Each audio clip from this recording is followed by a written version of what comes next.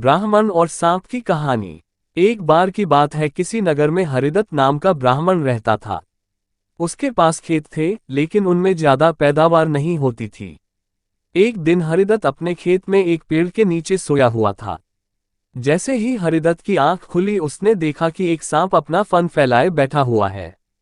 ब्राह्मण को एहसास हुआ कि यह कोई साधारण सांप नहीं है, बल्कि कोई देवता है। ब्राह्मण ने निर्णय लिया कि वह आज से इस देवता की पूजा करेगा। हरिदत्त उठा और कहीं से जाकर दूध ले आया। उसने मिट्टी के बर्तन में सांप को दूध पिलाया। दूध पिलाते समय हरिदत्त ने सांप से क्षमा मांगते हुए कहा कि हे देव, मैं आज तक आपको साधारण सांप समझता रहा, मुझे माफ कर दीजिए। अपनी कृपा दृष्टि से मुझे बहुत सारा धन धान्य प्रदान करे प्रभु। ऐसा कहकर हरिदत्त अपने घर वापस आ गया। अगले दिन जब वह अपने खेत पहुंचा, तो उसने देखा कि जिस बर्तन में उसने कल सांप को दूध पिलाया था, उसमें एक सोने का सिक्का पड़ा हुआ है। हरिदत्त ने वो सिक्का उठा लिया।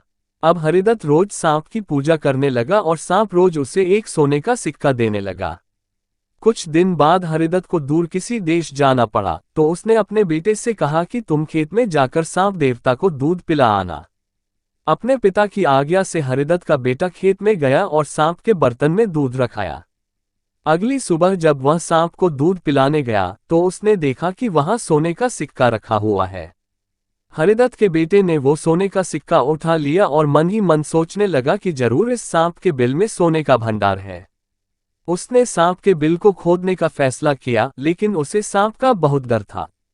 हरिदत्त के बेटे ने योजना बनाई कि जैसे ही सांप दूध पीने आएगा, तो वह उसके सिर पर लाठी से वार करेगा, जिससे सांप मर जाएगा। सांप के मरने के बाद मैं तसल्ली से बिल खोदूंगा और उसमें से सोना निकालकर अमीर आदमी बन जाऊंगा। लड़के ने अगले दिन ऐसा ही किया, लेकिन जैसे ही उसने सांप के सिर पर लाठी मारी, तो वो मरा नहीं बल्कि गुस्से से भर उठा। सांप ने क्रोध में लड़के के पैर में अपने विष भरे दांतों से काटा और लड़के की उसी समय मौत हो गई। हरिदत्त जब वापस लौटा, तो उसे यह जानकर बहुत दुख हुआ। कहानी से सीख बच्चों, लालच का फल हमेशा बुरा होता है, इसीलिए कहते हैं कि कभी लालच नहीं करना चाहिए।